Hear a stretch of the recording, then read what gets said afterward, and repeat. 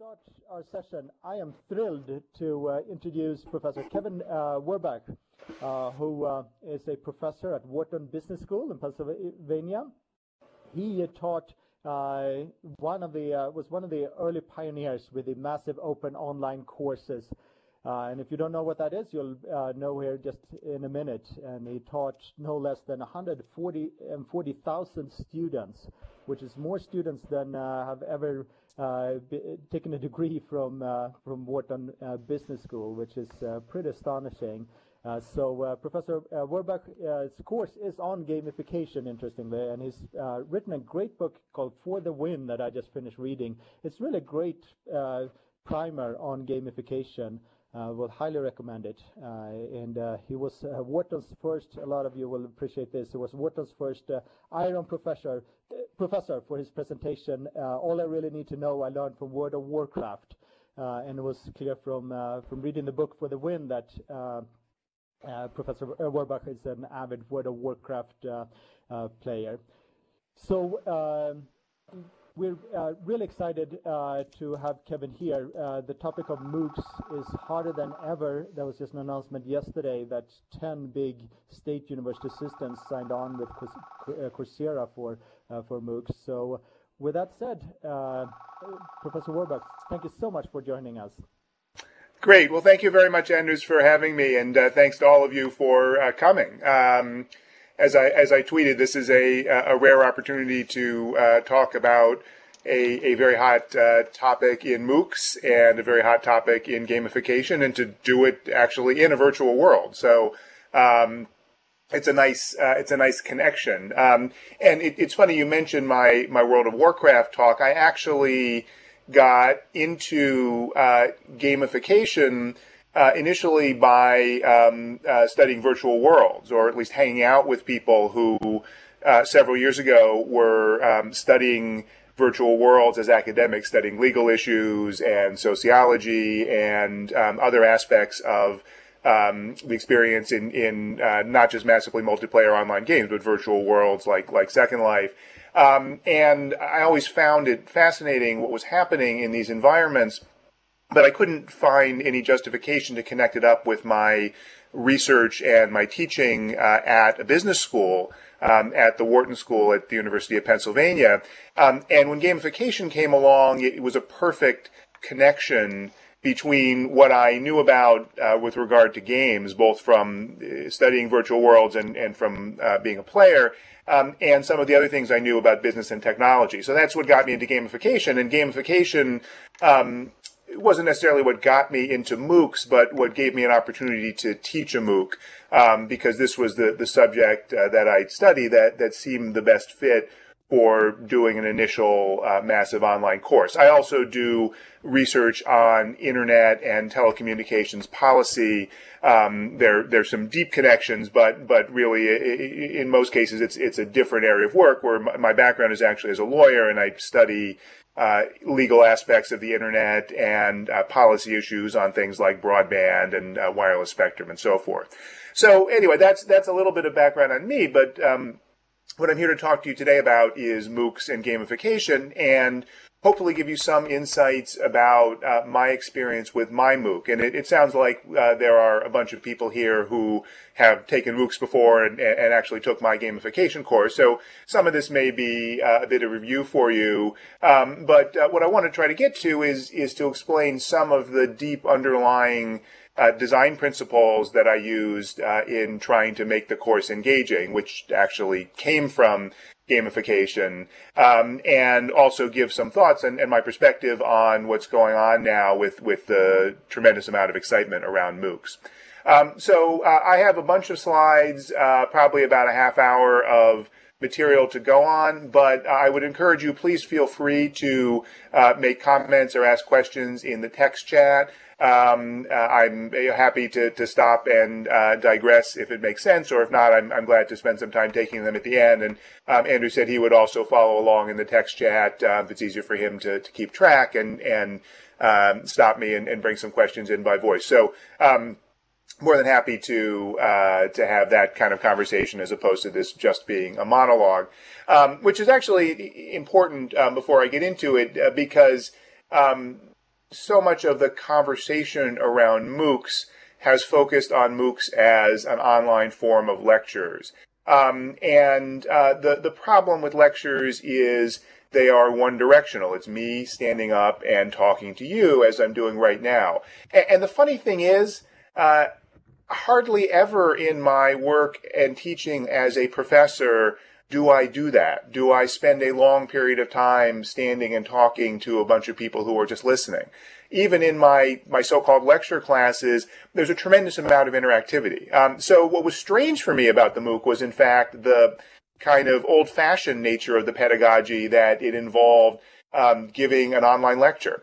And so I found that a challenge, actually. I found that a limitation of MOOCs, that they have so far been based around this one-way kind of framework. At least the so-called X-MOOCs, the MOOCs like Coursera and edX and Udacity, tend to have that structure. As I'm sure many of you know, the first MOOCs, which were started around 2008, the so-called connectivist MOOCs or CMOOCs, had a much more interactive, distributed peer-to-peer mindset. So, as I'm going to talk about, and I'm already getting ahead of myself, MOOCs are not a definite thing. They are really an opportunity for experimentation in education and learning and pedagogy, and that's part of what's exciting for me. So anything that you read that says, MOOCs look like this, here is the structure of a MOOC, and it's good or bad, take it with a grain of salt. Because that might describe some MOOCs, and I'm going to describe to you what my MOOC looked like.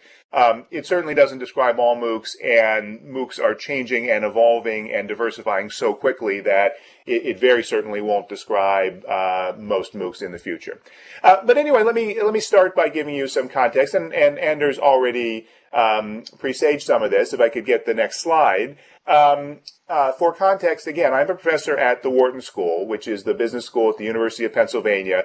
It's the world's first collegiate business school. Wharton was founded 132 years ago by the industrialist Joseph Wharton.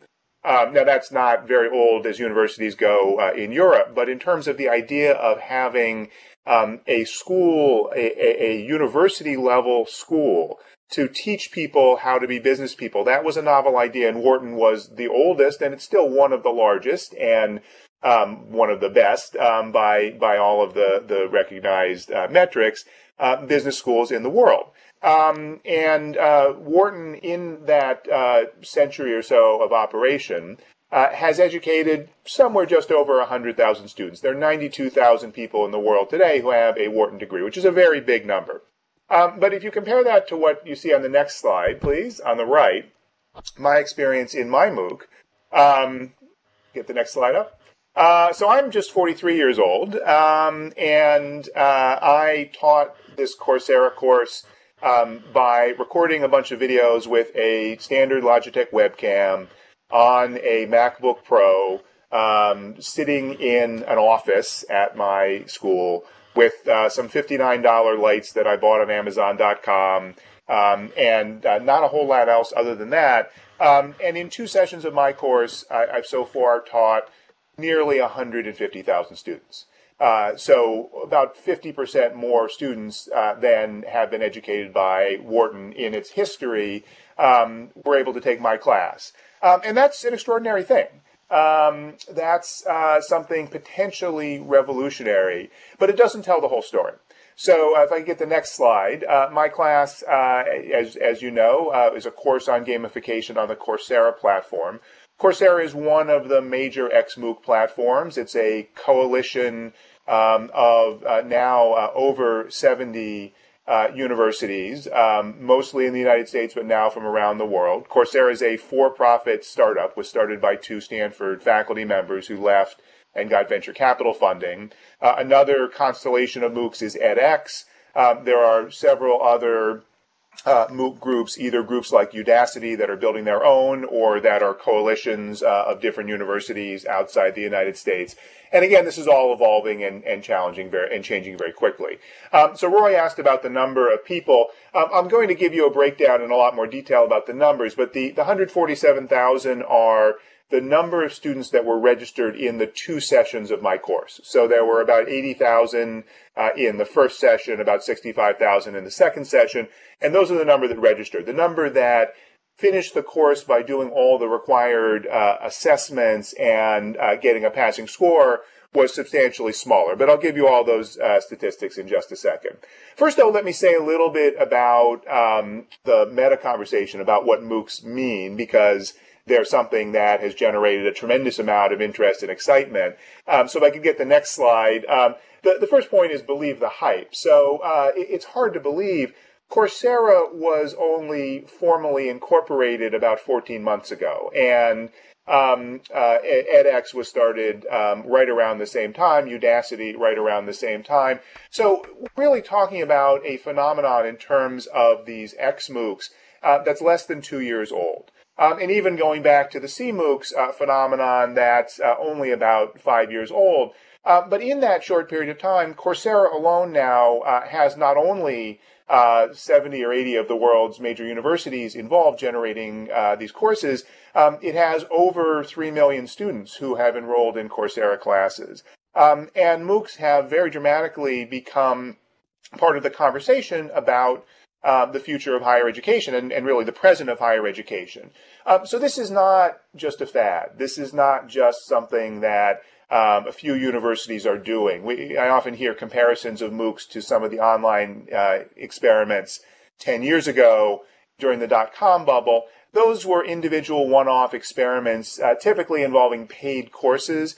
None of them were anywhere near the size of what we're seeing now with MOOCs, and none of them involve so much participation by hundreds and hundreds already of university faculty who are starting to build these courses and starting to learn from them and starting to experiment with them. So first point is this is really a big deal. It's something that is already a significant factor in higher education, has the potential to be even more significant in the future.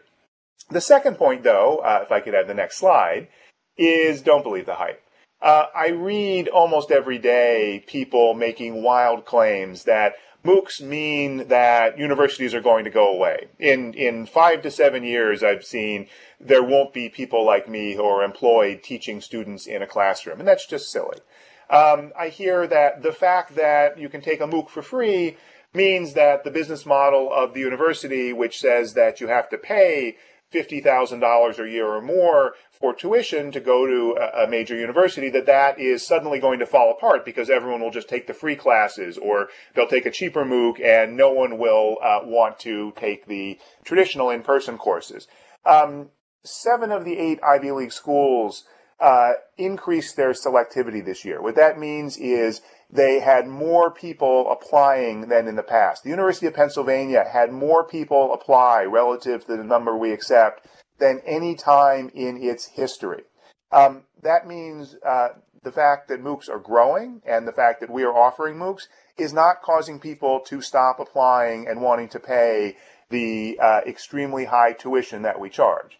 The MOOCs are having disruptive effects in other parts of education, and part of what I'll talk about is that higher education is a very diverse and fragmented world, and you can't talk about the effects uniformly.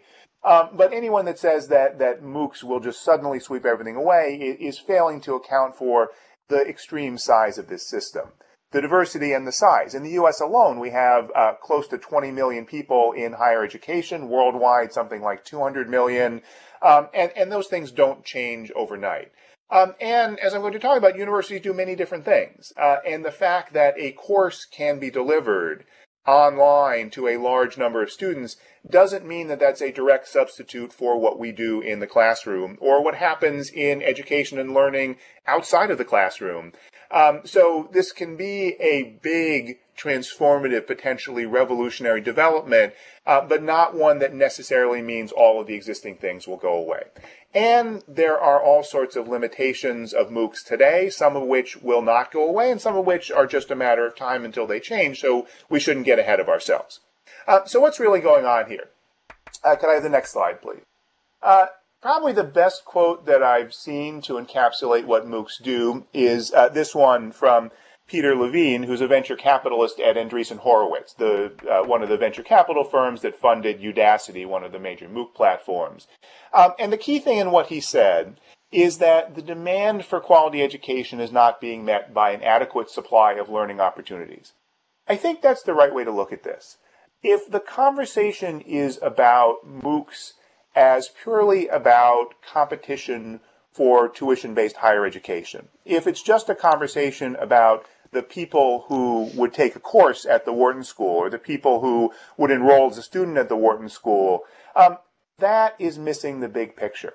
As I said, there are something like 200 million people in universities around the world, but think about how many people in the world have an interest in learning or a need for learning for their current job responsibilities or potential future either job responsibilities or just intellectual curiosity and interests. How many people want opportunities for learning that are not met today by the existing structures that are out there? And the existing structures are partly universities and community colleges and other formal forms of higher education. The existing opportunities are also corporate training and learning and development. That's a form of learning as well. The existing opportunities are also all of the informal learning opportunities.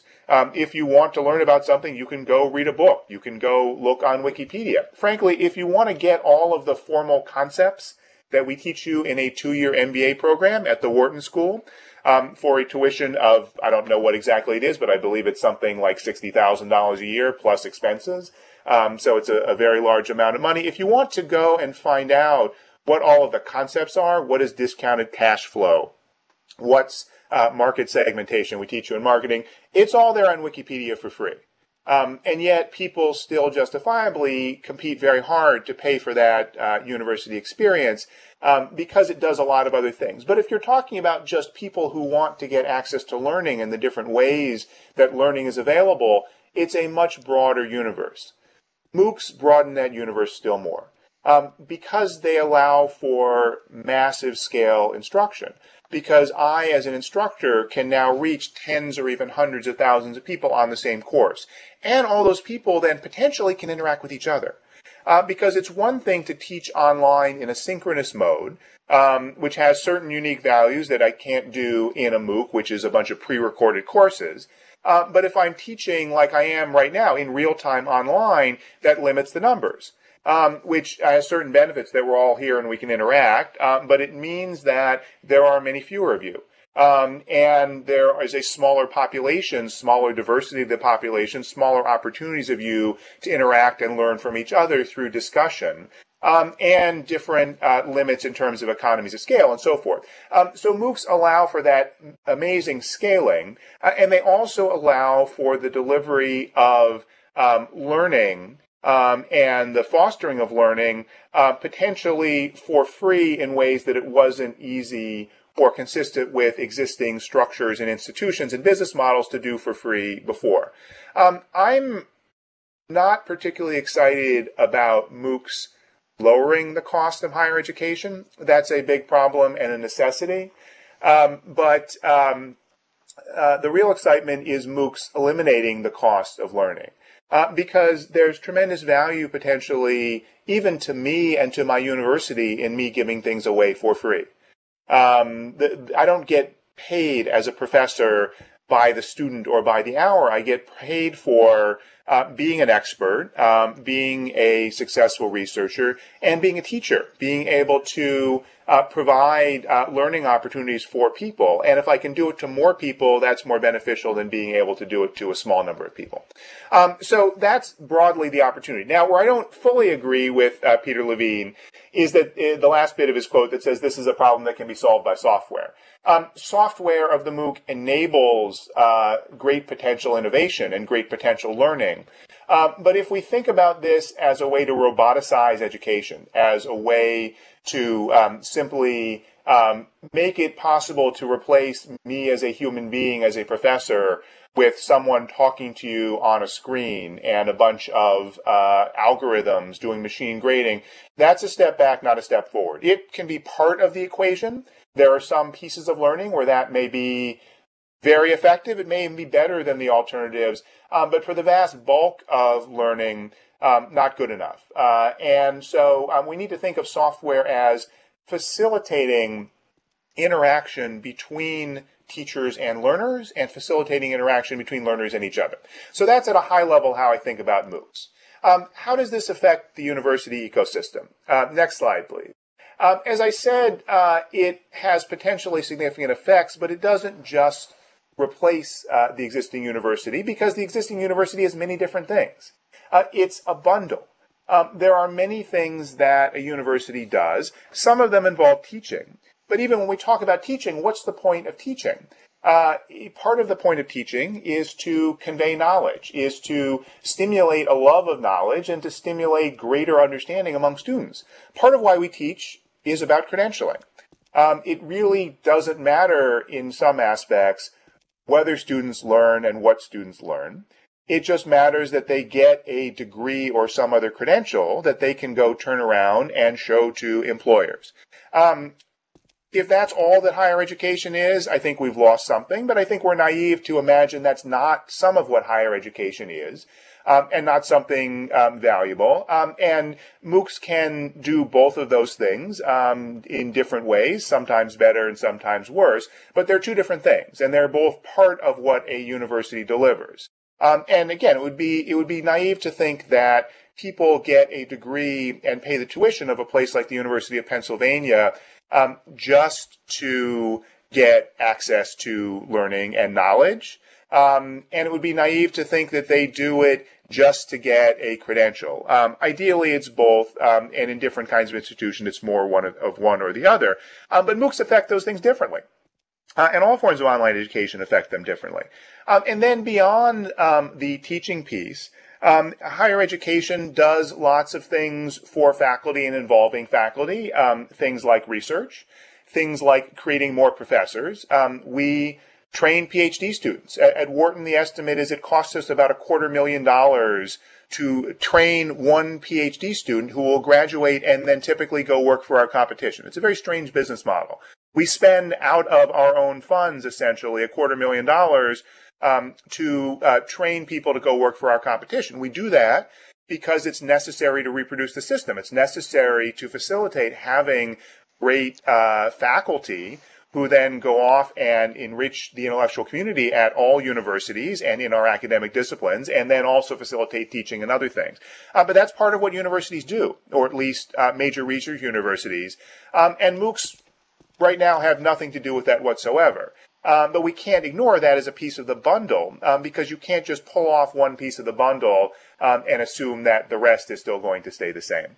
And then there are pieces of what universities do that have nothing directly to do with teaching or research at all. Things like being catalysts for innovation in the cities where they exist, and being catalysts for job creation in the cities where they exist. So all of that is an important and valuable part of what the university does. And when we ask what is the effect of MOOCs, again, the hype would just say what universities do is deliver well-defined bits of knowledge, like Physics 101, to well-defined groups of students for an amount of tuition that they pay. And then what's the effect of MOOCs on that? Totally misses the bulk of and the diversity of what a university is. And therefore, the effects of MOOCs are complicated. So that's the big picture. And I'm happy in the Q&A session to go into more detail on those aspects. But what I'd really like to do is spend more time telling you about my own experience and own perceptions from teaching a MOOC on Coursera. Next slide, please. The big picture is that MOOCs are extraordinary opportunities for experimentation. Now, I have tremendous opportunity as a tenured faculty member at an Ivy League school to experiment as it is. The reality is faculty don't experiment nearly as much as they should, at least most faculty. We do have requirements. We do have to convey certain knowledge and meet certain credentialing requirements for our students. And we have to fit them into certain restraints, like how many seats fit in a lecture hall, and what's the length of a semester, and what's the grading structure at a university. What MOOCs do by decoupling education from the traditional in-person structure is they make it easier to experiment in lots of new ways and to experiment on many different dimensions. What's the format of a course? What's the format of a lecture? What am I teaching about? How am I teaching? Who am I teaching? What can I do to bring them together with each other? How do I assess what they're doing? How do I decide the line between what credits you get for the course? And what are the economics of the course? And with tens or hundreds of thousands of students, even in one course, we can experiment with many different forms of those kinds of education. And that's what's really exciting to me. Now, experimenting means we don't know the answer ahead of time. It means that I don't know what's going to work well in a MOOC, and I don't know even what I'm trying to achieve entirely. It means I'm going to try some things that are going to fail. I'm going to try some things that aren't going to work, or that may be too early. I spend a lot of time, and have for the last 15 years, studying internet startups. And what I've learned is I've met with companies that have been tremendously successful and created tremendous innovation, and companies that have failed. Many of the companies that failed had brilliant ideas and brilliant people. And many of them had ideas that later went on to succeed. Timing and luck are huge pieces of being successful in an innovative environment as well, and that's true of MOOCs too. But the exciting thing is the opportunity to innovate. And I think there's an obligation for those of us who are educators to think about how we can innovate MOOCs by allowing so many students to take these classes for free and potentially doing them outside of the structure of the university allow for all this innovation. So how did I innovate some in my MOOC? And I see there's a few questions which I'd love to get to. Let me just run through a little bit about my Coursera class for those of you who aren't familiar with it, and then I can circle back and take some of the questions. So the next slide, please, gives an overview of the Coursera course. Get the next slide. This was an online course, 6 weeks long, about gamification. So shorter than a typical semester-long course at a place like Wharton, which is about 13 weeks long. It was designed to be an overview of gamification, to give students a general introduction and to give them the foundations to be able to apply gamification contexts in their work or in their larger program of study. Structured like a course in that it had a series of units. There were 12 units, 2 per week. Each unit was about an hour of online lectures. Those were divided up into 5 to 7 minute short video segments. So roughly 65 video segments of me during the course. The way Coursera works is that it's limited, go at your own pace. So every week, 2 of those units became available. You had to watch the lectures. You couldn't watch the lectures before the week when they became available. And then there were a series of assessments. In my course, that was some multiple choice quizzes and multiple choice final, as well as 3 peer-assessed written assignments. I gave the students scenarios about gamification and asked them to apply various concepts from the course to those scenarios. Those assignments had deadlines. They became available on a certain point and had a deadline at a certain point. So you had typically 7 to 14 days to do those assessments, but it wasn't purely going at your own pace. So that gave students flexibility, but it limited the flexibility and gave the course a sense of direction, a sense of narrative, and a sense of pace, and allowed students to have discussion about what was that week's lectures. The downside of doing it purely on your own pace is it has downsides in terms of motivation, where students don't have a sense of like, I've got to keep up, and has downsides in terms of being able to interact because other people are at a different point. There's positives to go at your own pace, which is people have things come up in their life, and you let people go at their own speed and around their own limitations. But the Coursera structure is based on that system, that it's got a course start and end and a certain flow, but within that you have some flexibility. So let me drill down on some of the statistics. I gave a high level at the beginning. Next slide, please. The first session of my course had about 81,000 people who signed up. The second session, again, had about 66,000. Most of the other numbers were similar. I'm just going to give you detailed breakdowns from the first session, but overall they were similar numbers. 2/3 of those students were not in the U.S., and they were from roughly 150 different countries around the world that people participated in my course.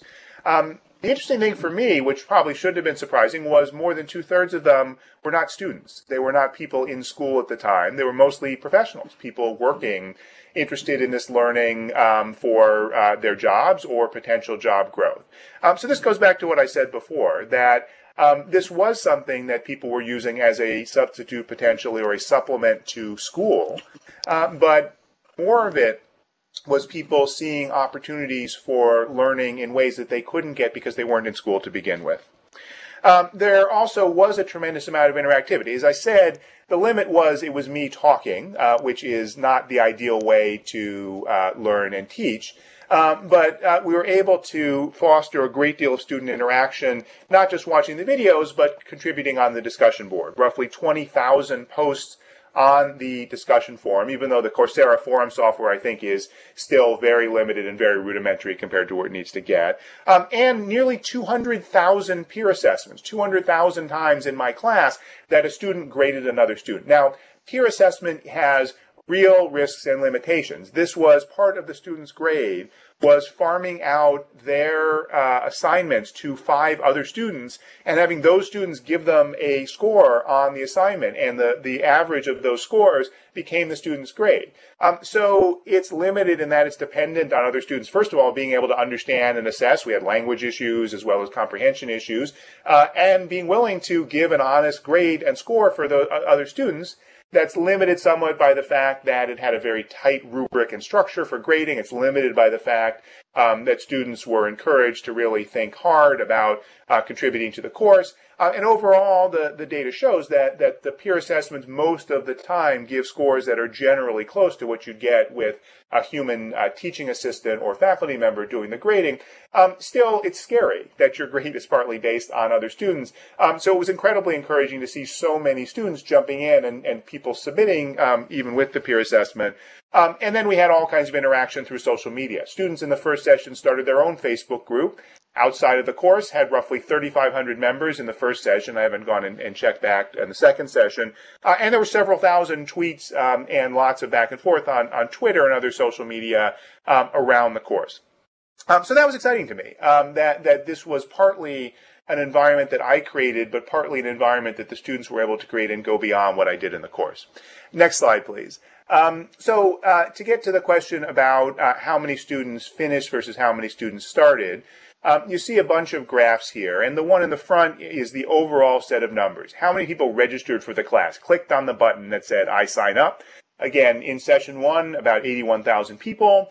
And you see a very quick fall off of the number of people who watched even one video. And this is typical of virtually all Coursera MOOCs and these X MOOCs that are available for free and open. 40 to 60% of people who sign up don't actually start the class. Lots of reasons why they might do that. It's really easy to click a button that says, I sign up. And then at the time when the class actually starts, are you really willing to spend the time and go through and do it? So there's a huge percentage of people who are never really in the class. They are registered for the course, but don't actually participate, except just getting the emails from me about what's going on in the course. And then you see a slow fall off from there down to the end, to the last piece, which is how many students did the final exam, and then how many students passed the course. In this course, you had to get 70 points out of 100 by doing most, if not all, of the assessments and other assignments and getting a high enough score. And that total was just over 10% in the first session. Second session, it was 8.5% of students who, quote, passed the class. So out of that 147,000 students, that means I've had roughly 14,000 students who finished the course successfully. But if you break that number down, and people, first thing is, wow, that's really small. That's 90% of people who don't finish the class. First of all, that's actually quite good for a Coursera class. The data is still not very robust, but it appears that of these open X MOOCs, the typical completion rates in most of them are 3 to 7%. 10% completion rate is at the high end.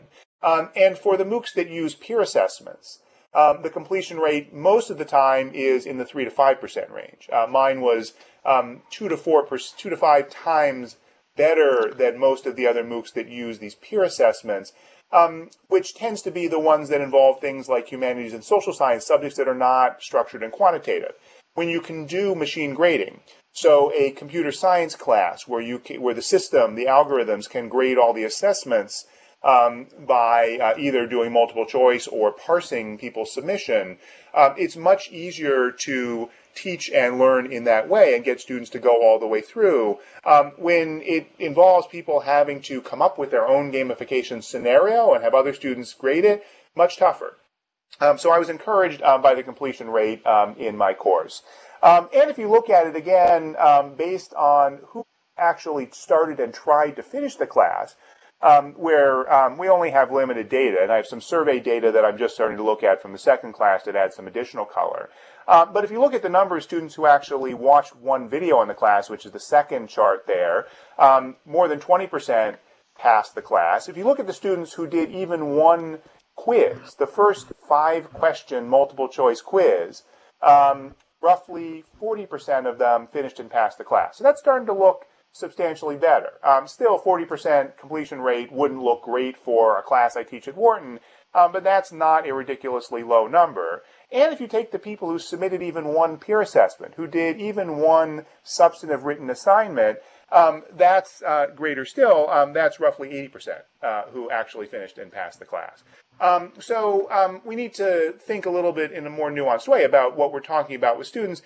There's a lot of complexity about why students are starting the class, who's trying to finish the class.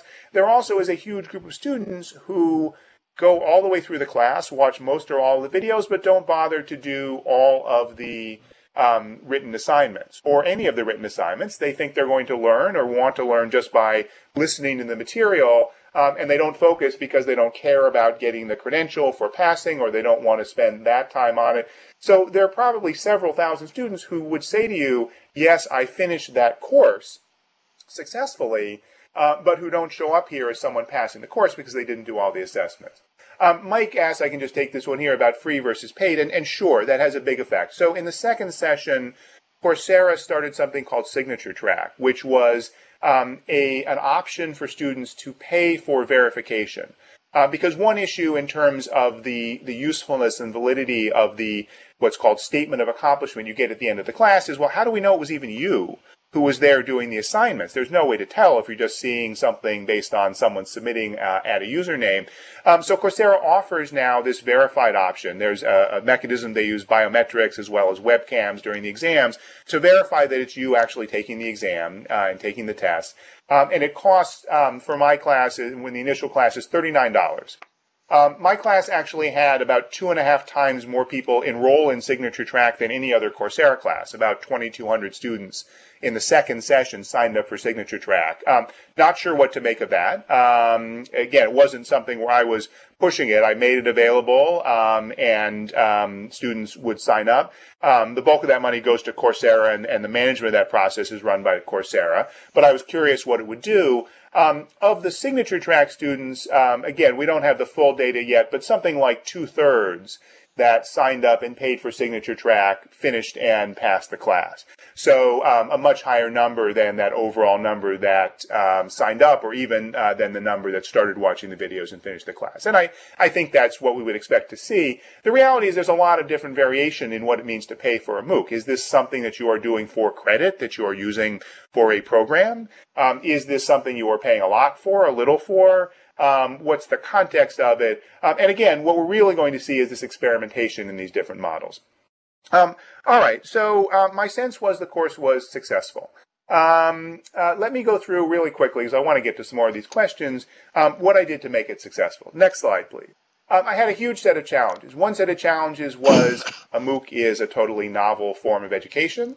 There has been online education for 20 to 30 years, but teaching in this massive format is a new phenomenon. In my case, it was all new. I had never before taught an online course, let alone a MOOC. And as I talked about, it's a different context of the students, a different form of pedagogy, and the idea of doing a MOOC in a subject in humanities and social science where it involved creativity and students submitting these written assignments was something new. Next slide, please. There was also a challenge that gamification is a new field. So I've talked up till now primarily about MOOCs in general. not only is the MOOC something new, gamification wasn't around more than 3 or 4 years ago as a well-defined phenomenon. Many of the antecedents of gamification, use of game elements and play and other kinds of reward structures and so forth in the workplace and education and other contexts, many of those antecedents go back a long time. But gamification as a defined field of study and phenomenon is only about 3 years old. And it's still rarely taught. There's hardly anywhere that you can take a university level course in an existing in-person university on gamification. So I had to figure out, this wasn't me just taking an existing class and translating it. I had to figure out, how do I teach this subject at all in any context, let alone online? I had taught some experimental gamification courses at Wharton, which I'm still doing, but this course was entirely redesigned for Coursera. So how did I do it? So next slide, please. First of all, I developed a theory about the different pieces that need to be in the course. That gamification is a hybrid of several different fields. So I taught students about game design. I taught them about psychology and motivation. I taught them about design and design thinking, because I think it's important to see gamification as a form of design. And I taught them about real-world application. This was not just about theory, but about what's going on to use gamification in a variety of contexts and how the students themselves could use gamification in their own experience. But the main thing I focused on myself was, how do I engage people? How do I get students to watch these videos, to participate, and to learn something in this class, given all the limitations that I talked about? So the short answer is, I used what I was teaching about gamification. If I get the next slide, and you can go 2 slides forward, the next one says engagement. The next one after that, a couple of Twitter tweets from some of my students saying, wow, this was fun, this class. And the one below talks about one of the assignments that I gave in one of the lectures, to go play Plants vs. Zombies, and then go talk about how Plants vs. Zombies did onboarding and scaffolding, which is a concept in game design that's applied in gamification. And I saw lots of tweets in the Twitter stream of people saying, damn you, Professor Werbach, you told me to spend 10 minutes playing Plants vs. Zombies, and 2 hours later, I was addicted to this really cool game, which was great fun, but I had meant to be studying. That was trying to illustrate the notion of what gets people engaged in games. But it's a microcosm of what I tried to do in general, to make the course fun, to make it a true, authentic learning experience, but also one that people found engaging. So let me just run through quickly some of the ways that I did that, and then step back and then stop, and I want to leave time to get through some of the questions. What I did was to gamify the class, but not in the simplistic way. Those of you who are familiar with gamification are probably familiar with what I call PBLs, points, badges, and leaderboards. So systems like Foursquare or Nike Plus or Samsung Nation that involve points that you get for doing things. You can earn badges, you can get achievements. You then see a score that might give you some reward, either a tangible reward or some virtual reward. And then you see a leaderboard about how you're doing relative to other people. That's a big chunk of gamification, but it's only one piece of gamification. So just as studying and thinking about MOOCs as a way to replace college courses with online college courses is just a teeny piece of the larger whole, seeing gamification as just these PBLs is a teeny piece of the larger whole. The larger whole is games are something that have been around for all of human history, and the video game industry is now a 40-year-old, $70 billion global industry. What can we learn from games generally and video games particularly that we can apply to other challenges? What can we learn from game design and game designers? Some of it is about these reward structures, but that's only one piece of it. So here are 3 things that I took from game design and applied to my class in ways that I actually talked about using concepts and approaches that I talked about in the class. The next slide, please. The first one was how I structured and designed the course. Typically, the way you design a course is either the graph on the top, session 1, session 2, session 3, unit 1, unit 2, unit 3. Or you think about it in terms of content, content, content, and then we hit you with a test. Content, content, content, we hit you with another test. And I thought about it and I said, well, no game is structured like that. No game is structured as hard challenge, hard challenge, hard challenge, or boring, boring, boring, boring, big thing, boring, boring, because that's not engaging. That's not fun. people don't want to interact that way. They want to be sucked into an experience. And the way game designers typically think about their game design is like the next slide. So if I could put that up, please. This is the player journey, a model of how most games work. The first thing you do is onboarding. You try and suck people in by making them learn how to play the game by playing the game itself. And making it really easy for them to get involved and learn the basics of the game. And then the game designer creates an escalating series of challenges that get you more sophisticated and more knowledgeable and more successful in the game in a way that's interesting, in a way that keeps you engaged. It's hard enough to be a challenge that's worth undergoing, but easy enough that you don't get stuck and abandon it. And there's enough variation in the growth of the challenges to keep that happening up to the level of mastery. So that's what the structure of a game looks like. So that's what the structure of my class looks like. Next slide, please. The structure of my class was essentially this rising and falling difficulty through lectures and assessments that looks much more like a game than the way a traditional course is designed. So that was intended to get students involved and to try to keep as many of them as possible engaged throughout the course. The second thing I did was learn from what game designers understand about players, about people who are the participants in their activity, which is that there are lots of different kinds of players, and players have different motivations. And one kind of diversity is demographics, gender, ethnicity, geography, age, and so forth. But one kind of diversity is motivation, psychology. What actually gets people engaged? And there are lots of different things. The next slide, please, is a familiar matrix from game design, designed by a guy named Richard Bartle, a noted game designer. And he came up with this for early text-based, what are called MUDs, multi-user dungeons, not intending it to be a general statement of all games. So it's limited, and there are many different other frameworks, but it's still useful and insightful. And it talks about 4 different kinds of players. Achievers who want to achieve things, to get up to different levels and to be recognized for different achievements in the games. Explorers who want to go find new things in the game, find what the game lets them do. Socializers who want to interact with other players. And killers who want to beat people. They want to win against other players. And Bartle said there are all these people in games. And also, all of us have all of these in us, some more strongly than others, but at different times we're all motivated by these different things. And again, this is only one template. There are other templates than that. A good game can relate to all those kinds of players, can be something all those kinds of players want to interact with and get something out of. So I thought about ways to make my course work that way too, not just be rewarding for one kind of student. Next slide. So part of that was thinking about the content in a way that different students would relate to, but part of that was having lots of different opportunities to do different things. And this is an example of the experimentation you can do in a MOOC. I can do it in an in-person class, but it's harder in the rigid structure of a physical class in an existing university curriculum to have what I like to think of as a polyphonic course, a course that you can interact in different ways. This was one of the great insights I got from playing World of Warcraft.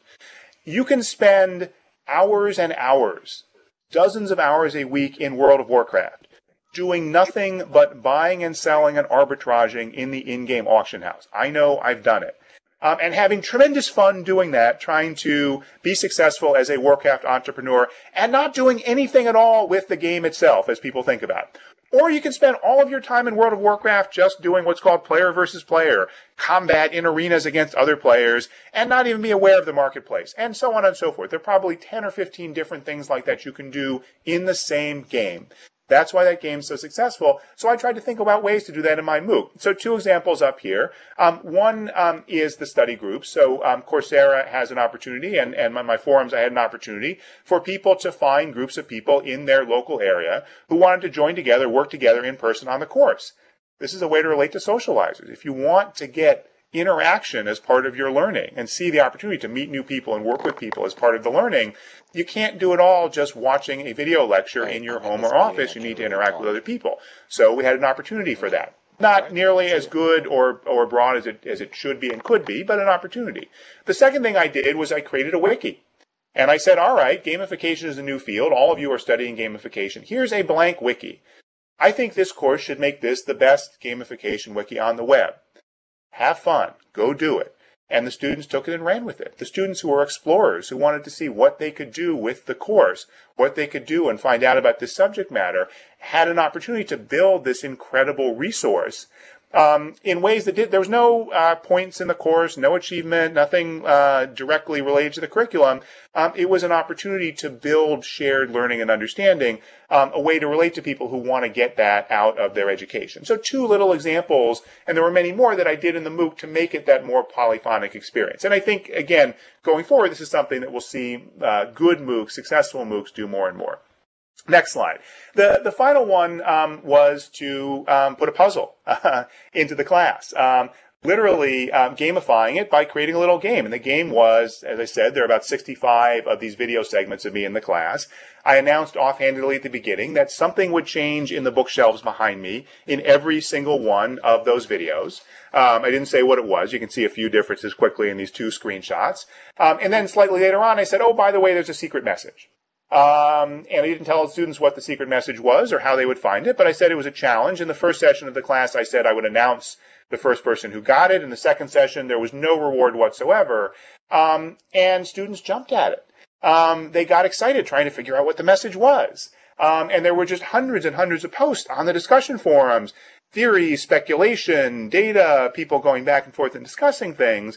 And a big reason why I did that was to engage people, was to show the way this notion of fun, for some people it was the reward, for some people it was just the challenge, would create a sense of enjoyment and wonder for some students. Many students, most students probably didn't participate at all, but it created, in parallel with the learning and content of the course, an opportunity to see some challenge and fun in the course. And so that was something that I did very simply and easily alongside the course, which a number of students found really exciting and interesting. And again, many students didn't care about participating, and they didn't. It wasn't something that was essential to the learning experience. So 3 things that I did that I learned from game design that I think are a big piece of why the course, relative to other MOOCs, was successful on those engagement metrics. So what do I take from this? A few more slides, and then I'll stop. I've gone longer than I intended in my questions, and I really want to get to your questions. What I take away from this is that there really were 2 things that I was focused on, and 2 things that I always focus on, and that really all educators focus on in learning. Next slide, please. And those are motivation and learning. And we need both. So if students aren't motivated, if students aren't engaged, if students don't feel a desire to learn and to get value out of the course, they're going to disappear or disengage, which means they'll drop out of the MOOC, or they will go through your online training and just click through and do the minimum they have to do because it's a requirement, but not get anything out of it. And they won't learn. On the other hand, if students participate very actively and very intensively and just have a fun experience, or just do it because they want to get some points and they want to get some rewards, but don't really learn anything and don't really grow out of the experience, then we wasted our time too. So we need motivation and we need learning, and they relate to each other. And that's something I realized about what I was trying to do. I was trying very hard, and I spent literally hundreds of hours designing the content for this course over the last summer. I spent a tremendous amount of effort to create a real, authentic, valuable learning experience, again, for lots of students of different types. And I put a lot of energy into creating a motivating and engaging experience as well. And then I realized, well, there's other parallels to what I'm teaching about in gamification. Next slide, please. I realized that increasingly what I've concluded about gamification is that it's also about 2 different things. It's about motivation, and it's also about experiences, about fun. And one way of thinking about those is the one piece is about understanding behavior, how to make people do things, what we know from psychology about what gets people to take certain actions, and what we understand more experientially from games. What do people love doing? What makes them fulfilled and excited and happy? And what makes them play games because they are fun? And in teaching about gamification, I teach about all of these different aspects. And I won't go through all of these on the chart, but they're different concepts that are all relevant to creating a valuable and engaging experience. And to me, that's what gamification is about. It's about, let's say, we want it to motivate employees in a certain workplace to be more efficient or more productive in their work. Or we want to find more customers and get them more engaged in our products. Or we want to motivate a population of people to exercise more. Gamification, to do that, has to engage and motivate people, but it also has to give them something real. It can't just be manipulation, trying to addict people for its own sake. It has to actually create something of value and meaning to them. And that, in an educational setting, is what we call learning. And the good news is these things come together. Next slide, please. They come together in the ways I've talked about.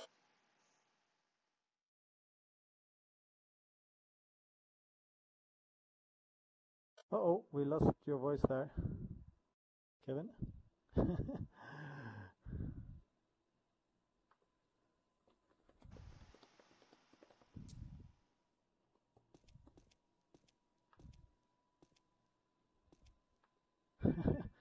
Sorry about that. See if we can get back.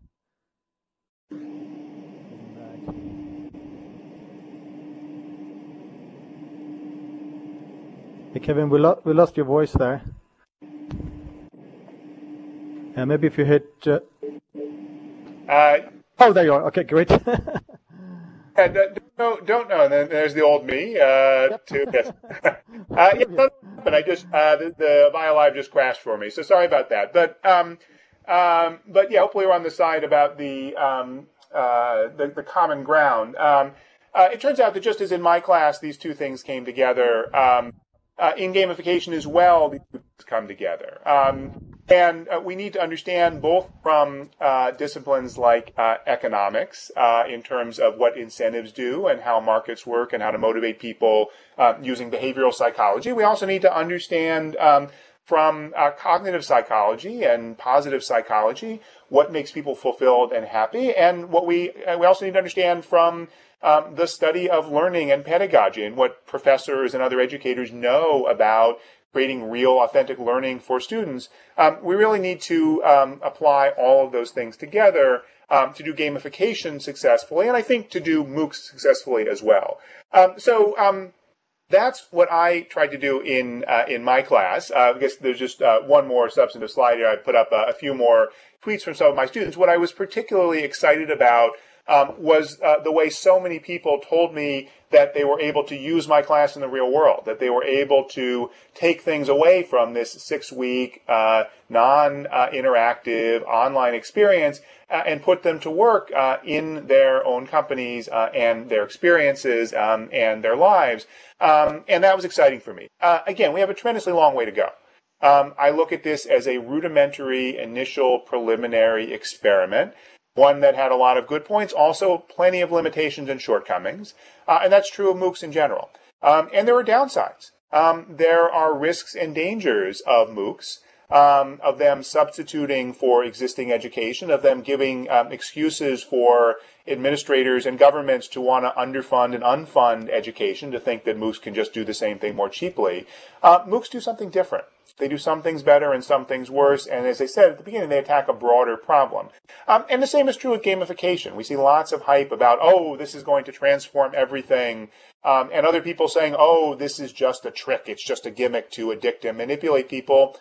It's neither. It's understanding based on things that insightful game designers and insightful business people have understood for a very long time, but that we can now systematize and build on them and scale them to an insanely large degree globally using this platform of online connectivity. So that's what's exciting to me about this, and I hope I've given you some knowledge about my own experience. Let me now stop because it's now I've now been going for close to an hour, and see if we can take some questions. Okay. So Peter says, I mean, if you don't mind, Andrews, I just take the ones that I see up here. I want to jump back to some of the previous ones. I lost the chat history. So I see Peter in my vision for the future. I don't know. I definitely believe in. Now I'm blanking on the name of the guy who said it. It was one of the Alan Kay, one of the early innovators at Apple and before. Said the best way to understand the future is to create it, or something to that effect. I'm going to learn by doing. I have no confidence that I know where MOOCs are going. I see some pieces of it from my course. I see some pieces of what's going on out there. The only way we learn is by doing. I think there will be buckets of MOOC environments. So there will be a large piece of MOOCs that is, again, totally outside the educational system, that is just about people who have knowledge and insights, communicating it to people who want those knowledge and insights, and creating environments for them to communicate with each other. And some of that will be people who can't get into the existing educational resources for reasons of access, people in the developing world, people who can't afford higher education and so forth. But there will also be lots of examples of MOOCs as lower cost, online, direct alternatives. People getting degrees and credentials, people substituting MOOCs for existing training programs, and then lots of other things as well. And so I don't see all the pieces of it. What I think we have an opportunity to do is learn from experience. The exciting thing about MOOCs is, or one of the exciting things is, first of all, this just hotbed of so many different experiences. There are 350 or so courses just on Coursera. And the hope is Coursera is a network for all of us in that network, and hopefully across networks as well, to learn from each other.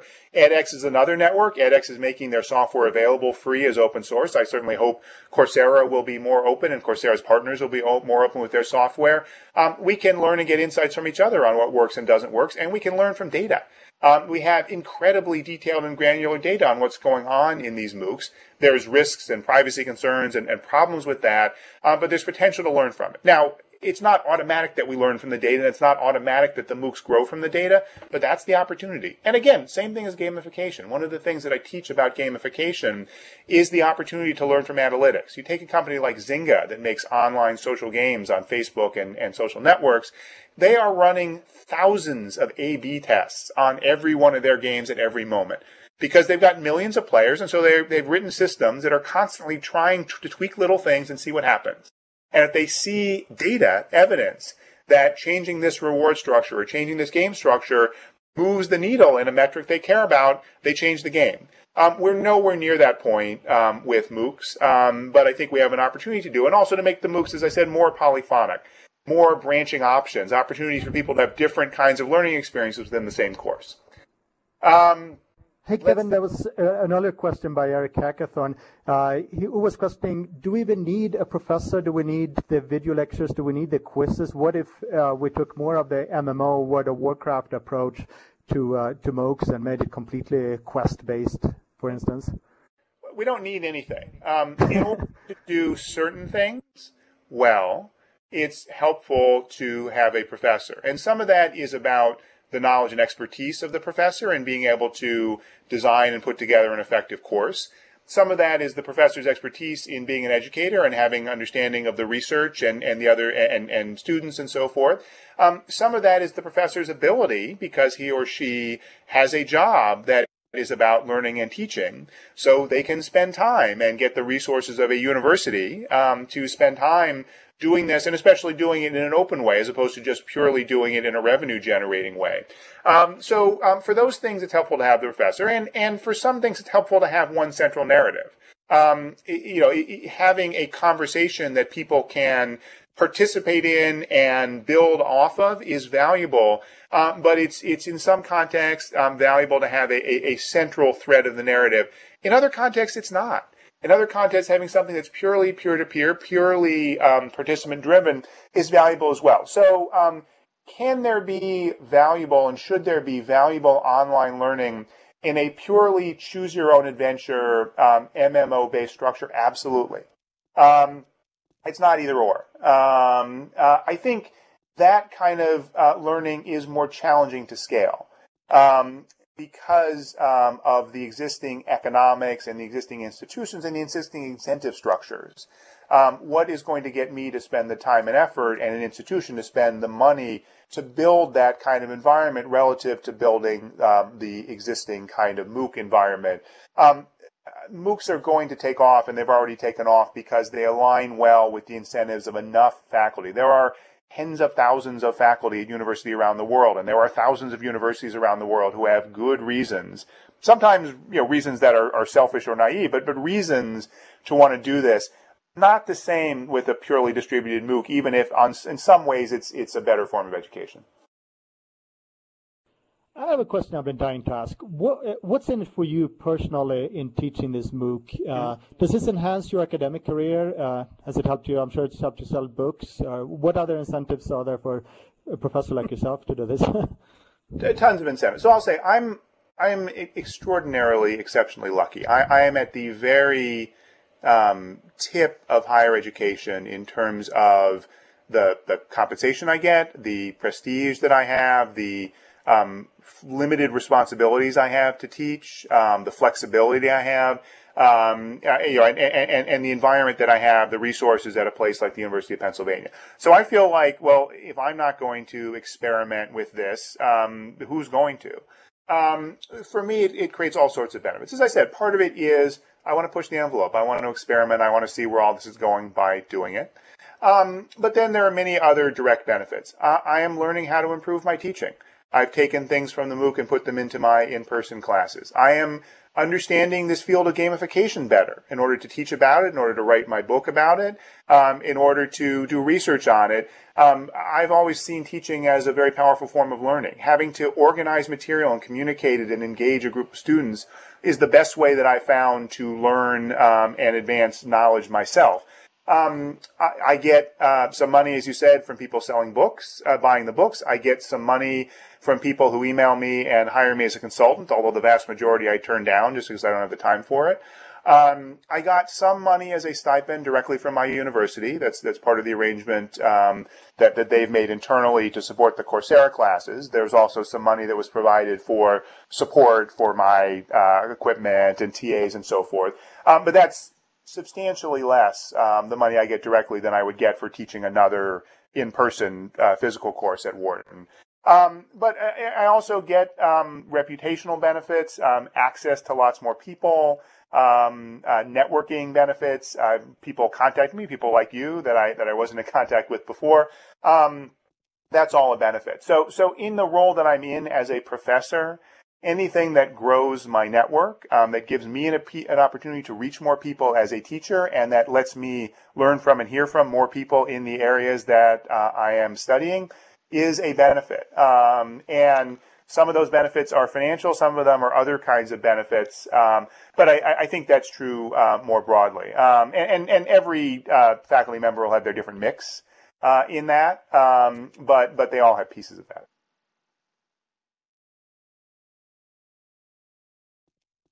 There was also an earlier question about which topics lend themselves best to MOOCs. Yeah. Is it true that most of the original MOOCs has been on hard sciences, isn't it? Do you see it moving into to other topics? Right. So yeah, the first MOOCs, both Coursera and Udacity were started by computer science professors. The first MOOCs were all in STEM, science, technology, engineering, math type fields. Mine, when I first taught it in August of last year, was actually one of the first 5 or 10 at most that were in a non-quantitative or STEM type field.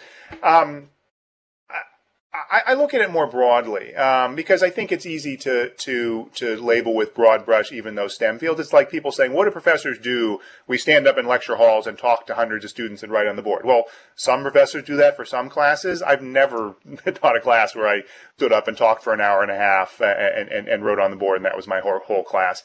The same thing with subjects. For courses where the knowledge is well defined, where the subject of the course is well defined. If I say to someone, this is an introductory physics class, college level physics class, I have an understanding that there's a fairly well defined things that have to be in that class. That if I say to you, I show you the syllabus, and there are 10 or 20 subjects that are not on that syllabus, and you're a physics professor, you will say, no, that's really not an introductory physics class.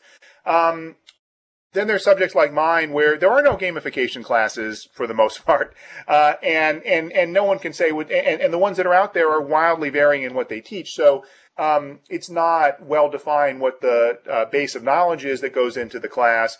And similarly, the nature of the teaching. Is this something where you can give problems where the learning is about do this and answer this question or give a formula or write a program and we will tell you it's right or wrong? Or are they things that lend themselves more to think about this scenario and generate something creative in response by yourself or with a group? The things in the latter category are harder to do in MOOCs. And those things tend to match up more with humanities and social science.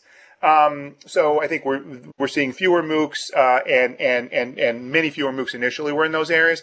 But now there's massive growth in those areas as well. So anyone who says you can't teach a MOOC about, say, composition and English is wrong. There are MOOCs that are being done in really interesting, creative ways. There are certain limitations doing those MOOCs, but again, we're learning how to do it better. So yes, there are some subjects that are easier to do as MOOCs. But even in those subjects, there are lots of different ways to skin a cat. There are lots of different ways to teach even introductory physics or introductory computer science. And again, part of what's exciting about MOOCs is the opportunity to innovate even in those fields where it seems like they're just about kind of rote learning and lectures. All right, which should I take next? Well, there's several questions about this whole issue of diplomas and whether you'll actually get credits for MOOC. Do you want to address that? Sure. There are certain kinds of learning where it is valuable to get a credit. And for those kinds of learning, MOOCs can and should be designed to effectively and more effectively than the alternatives provide what's needed for the credit. And again, I say that more broadly because I think training and learning development in a corporate context, as well as other kinds of informal education, belongs in this conversation just as much as formally credit-bearing courses. And to the extent that one is taking a course at a university or even getting a degree at a university solely as a credential, and that's really what the university is doing, and that's their value proposition, then there's not a good reason why that has to be done within a university context. If the credential is proven valuable enough for the consumers of those credentials. So the question is, if you are Google and you are hiring developers, can you define with enough specificity and confidence what you need to say that this is someone who I think would be a good candidate for this job at Google? And that's where companies like Udacity are going, designing MOOCs that are effective to be able to tell Google, and Google having confidence that if someone gets the certificate in this class, it tells us, in fact, even more reliably than the fact that they have a degree from Princeton or the University of Oklahoma, that they have the skills that we want for this particular job. MOOCs can do that. That's not my class. There's no certificate that says you are a gamification expert, and there really shouldn't be because it's a much more diffuse field than that. It would be useful to know that someone has studied in a class like mine, but it's much more about broader learning. And if you're talking about something, again, like composition or even in STEM classes, learning about human-computer interface, there are many things where the point is learning which is foundational for other learning. And which teaches students various kinds of critical thinking skills and so forth. For those, credentials may be useful as part of a larger package, but it's really not the ultimate goal. MOOCs will allow more variation, more opportunities for students to choose, what am I really trying to get here? And so some of those things, there are tons of students who took my class who could care less about the credential. They were just interested in finding out about a new subject, and were excited to have that opportunity. And the moment the class costs $1 instead of $0, they'll disappear. And then there are students who would probably pay several $1,000s to get a verified credential from my class and for other classes. And again, all of those things are going to happen, and my hope is that they're sorted out effectively, that the courses are designed more effectively for what they are able to do. So I know we're way past our hour, so you have to let us know here. We'll take a couple of more questions. Feel free to put them in chat here. So Peter had a question that was raised by one of our previous speakers. I'm sure you are familiar with Roger Schank and his work. And he's arguing that the only way to learn is learning by doing. It's the old master apprenticeship type model. And that learning at the scale of 100,000, he's just skeptical of whether that can even be done. Sure. Do you want to address that? Do you think with peer assessment and other things it is possible to sort of recreate this type of the old style learning by doing, or? Sure. So, I mean, there's a lot of apples to oranges comparisons going on. I mean, the question is, if one takes the sort of, modal average MOOC, and compares it to the modal average in-person university course, and compares both of those to the best form of learning, which is what Roger's talking about, those things all look different. That tells us some useful things, but it leaves out more than it tells us about what is actually going on in any real in-person class and what is actually going on in any MOOC, and tells us even less than nothing about the potential. So absolutely, that's why my class required students to go out and gamify a real-world scenario. Now that's limited. It's a limited form of learning by doing. But it was not answering questions on a multiple choice. It was saying, the last assignment, the last time, gave students a hypothetical collaborative consumption company, and said, all right, the company comes to you and says, how do we use gamification, what you've learned in this class? Build us a system. Architect for us a system that meets our business goals, which are defined in the problem. And the students had to go do that. And then the students had to assess themselves in the peer assessment process, say how they did, and which is a form of learning by doing, which actually provides a lot of value in terms of learning. And then they had to assess each other. They had to look at 5 other students and figure out how well they did, which is a form of learning by doing. So it's not necessarily easier or harder to do that in a MOOC than in an in-person class. And the fact that the MOOCs have these pre-recorded lectures doesn't prevent that. It does make it harder to do certain kinds of interactive learning and group work, because it's this global, diffuse, international group of people. That being said, there are lots of really exciting experiments around MOOCs that are doing all kinds of really innovative group work and learning by doing. So I would say it's a good reason to be skeptical about the claim that a MOOC automatically substitutes for an effective existing class, or that the simplest form of MOOCs, which is just a bunch of pre-recorded lectures and some TAs dealing with problems on the forums, that those will be effective learning, which is definitely some of what you hear from some of the people writing and talking about MOOCs. We've solved the problem of making all this stuff cheaper by getting rid of the interactivity. That's wrong. And people like Roger and others are very right to criticize that thinking. I don't think MOOCs have to be that way. And so I think it's, and frankly, that's the challenge that all of us who are in this world and supportive of this world have. How do we build something that doesn't become that least common denominator? Again, I'm excited about the opportunity to do more experimentation. I think that the opportunity to do learning by doing when there's a population of 10 or 50,000 students to say, all right, here's the best way I think you can learn. It's your option to, for example, form up in these groups and have these real-world projects. One of my colleagues at Wharton, a guy named Christian Turvish, taught a class on operations management and had a real-world operations challenge. Said to the students, all right, bring me a situation in terms of managing operations of an existing business. Things like managing flow through and queuing and so forth in an operation, and use the techniques I showed you in the class to actually redesign this existing business. And we'll have a contest to have students vote on the most successful one. He did that in a MOOC, and he does that in his classes at Wharton. But at Wharton, he can do that for 20 or 50 students. Here, he was able to do it for 50,000 students. So I see definite risks and challenges and limitations, but I also see big opportunities. Cool. So finally, what's next for you? Are you going to teach another gamification course soon, or? I'm going to do another session of my current course. Part of the dynamic for faculty is you build the course once. It takes a tremendous amount of effort, but then there's economies of scale in redoing it. Now, again, my course I could do much better if I started over from scratch. So I'm going to run it probably one more time and then throw it away.